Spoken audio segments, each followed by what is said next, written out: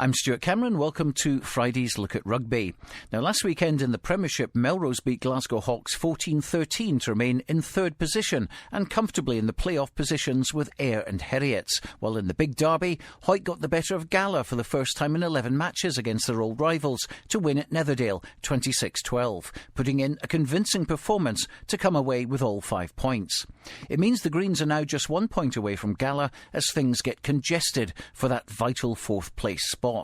In the National League Division 1, Selkirk managed a 13th win on the trot in the league against bottom team Hillhead Jordan Hill, who, to be fair, put up a real fight before Selkirk eventually took the game 29-18, securing a bonus point along the way. With that being the only National League 1 game to beat the weather, the Suitors are now 15 points clear at the top of the table, and we must congratulate them as well for being voted BT Club of the Month for November. Very well deserved. Well, we'll look at the weekend's games at the end of the programme, but today my guest is Stuart McFarlane, commentator every Saturday here on Radio Borders, and we'll start, Stuart, with last week's derby at Netherdale, which of course went Hawick's way. Very exciting match for the neutral, some quality play from both sides as well, but at the whistle it just showed you what it meant to the Greens to get that monkey off the back. Yes, it was a pre-Christmas cracker for both sides going into the fixture, and of course it ended up being a victorious afternoon for Hawick, who, as you say, have ended this sequence of games, a losing streak which goes back several years, and they were able to put that to bed on Saturday with a convincing display. And I think we all felt in the commentary box prior to the game that having defeated Melrose this season and having been able to do the double, complete the double over Ayr, that Hawick were coming to Netherdale in very good shape. Bearing in mind the flip side was Gala's sequence of 5 consecutive defeats in the league, going back to about the 18th of October when they lost down at the Green Yards. Things began to start creaking a little bit on that occasion for Gala. So perhaps no great surprise at the outcome, although I think a few people did feel that because it was a border derby and Gala had been just a score away from defeating Glasgow Hawks the weekend before, that their fortunes might have changed. But of course it wasn't to be. Now, I love stats, as you know, as everybody knows who's listening at the moment, but this was a stat that the Hawick players absolutely hated, didn't it? So it really did mean a lot to them. Oh, absolutely. And you go back, I mean, I think at one time Hawick themselves had chalked up something like 12 consecutive wins over Gala. So Gala were looking to try and equal that, a bit like the old firm in football. Celtic in the 60s and 70s winning 9 consecutive Premier Leagues. Rangers under Walter Smith and Graham Souness, emulating that 25 or so years later.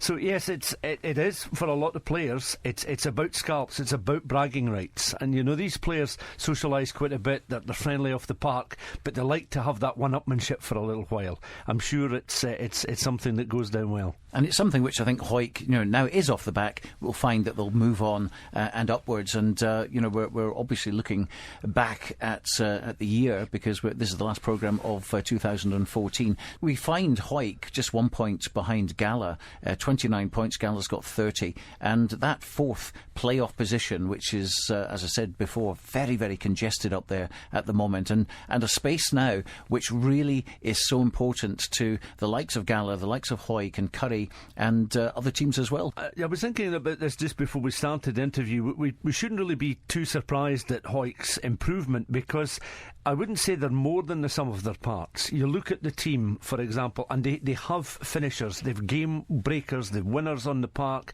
Nicky Walker, for instance, coming in, Scott McLeod, they're 2 wide players. They're free scoring wingers. They've got a good cohesive back line with John Coots playing very well. Now, if you can get the recipe right and allow John Coots the freedom, you've got a match winner there. Rory Hutton's enjoying his rugby very much. He's got a great partnership with Cottrell.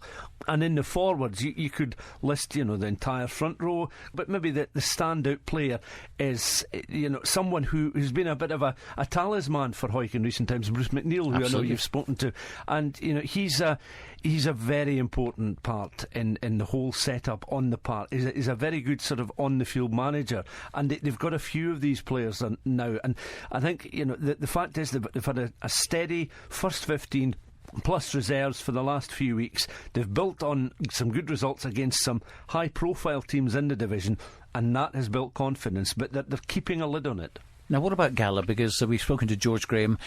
He's now seen his team slump to 6 consecutive Premiership matches without a defeat and only getting 1 bonus point in all that time. And yet, still in the top 4. The playoffs may well work for Gala. I think one thing that is interesting is you look at the injury list, you look at the players that are out, you look at the likes of Gary Graham, for example, and Craig Borthwick. The blow to lose somebody like Craig Borthwick so soon after he'd recovered from a hand injury that had kept him out for the opening part of the season, the first third of the season, or that he was completely missing from action.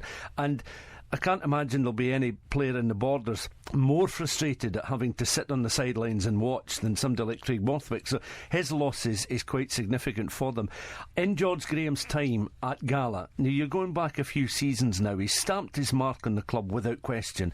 3 Border League titles, the Cup victory in 2012 it would be now.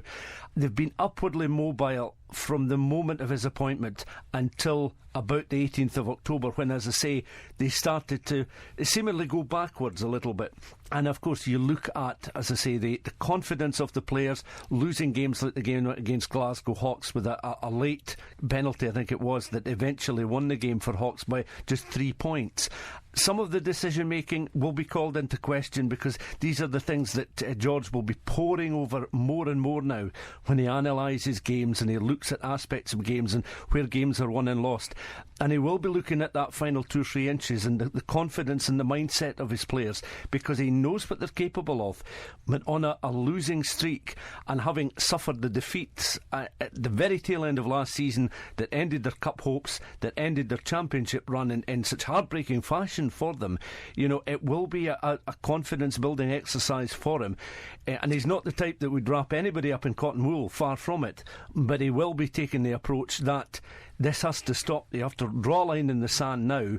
But I think this next period without any matches going into the festive period is a crucial time for them, just to get things back on track. Well, let's have a look at Melrose now, because they are at the moment obviously still champions of Scotland as from last year. They've had a dodgy start like most of the teams in the Premiership, but they've really come good now. 4 or 5 good wins that they've put together since that Edinburgh Academicals match, and they've won everything since then, and they've been grinding out results like they did last week against Glasgow Hawks, but they've also had some big results at Boroughmuir, scoring 37 points over there under John DL. They're looking good again and comfortably in the playoffs.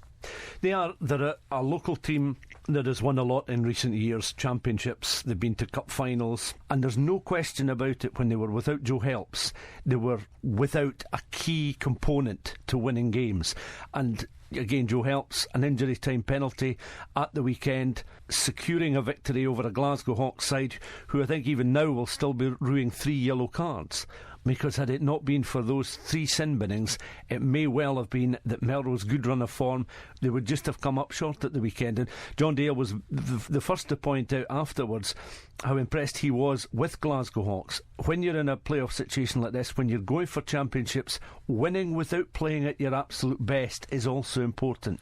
I mean, I'm sure we'll come to other sides that have been doing that recently as well. But you know what they're capable of.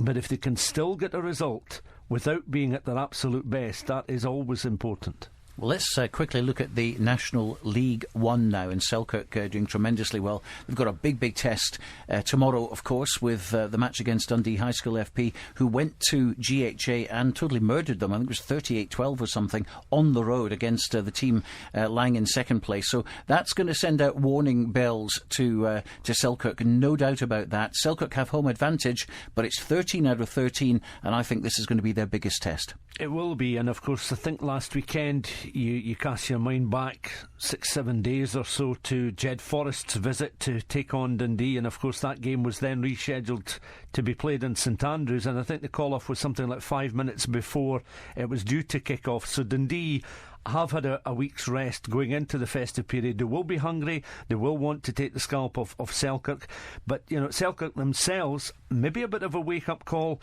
to go to Hillhead last weekend a side without a point to their name, and they did come away with the try bonus point, but they had to work for that. I mean, Hillhead held well into the second half an 18-16 advantage, and it wasn't until Selkirk sort of rallied again and scored another couple of vital tries to secure the try bonus point that the game ended up being theirs for the taking, and they left Glasgow with the 5 points. But I quite agree with you. I think that the Dundee test will be the most stern so far. Well, we're certainly looking forward to that as well. So they're at the top of the National League One table. A quick word about Kelso, Jed Forest and Peebles.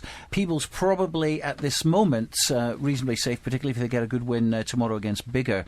But you look at the bottom of the table, Hillhead, Jordan Hill have gone, we know that, but there's one space left at the relegation zone. And whichever way we kind of candy coat it, it's looking like Kelso and Jed and Biggar who are going to be battling it out. And of course Biggar defeated Jed just a couple of weeks ago down at Riverside Park. Biggar have of course Kelso to play. That was a game that was scheduled for last weekend. It was postponed. Kelso have got Hillhead tomorrow at home. Now Hillhead have brought in Bill McDonald and they've improved quite dramatically. They lost 77-5 to Selkirk earlier in the season. Within 3 months they come back and they take on Selkirk and lose by 29 points to 18 in the end.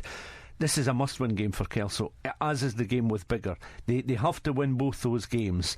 They'll feel that within the club rooms, the supporters, that they will know the importance of these two games in order to get them upwardly mobile towards the middle of the table. Jed Forest themselves, you know, you don't want to be starting to think of these clubs as simply feeder clubs, and if they yo-yo between divisions, that invariably is the danger of what can happen.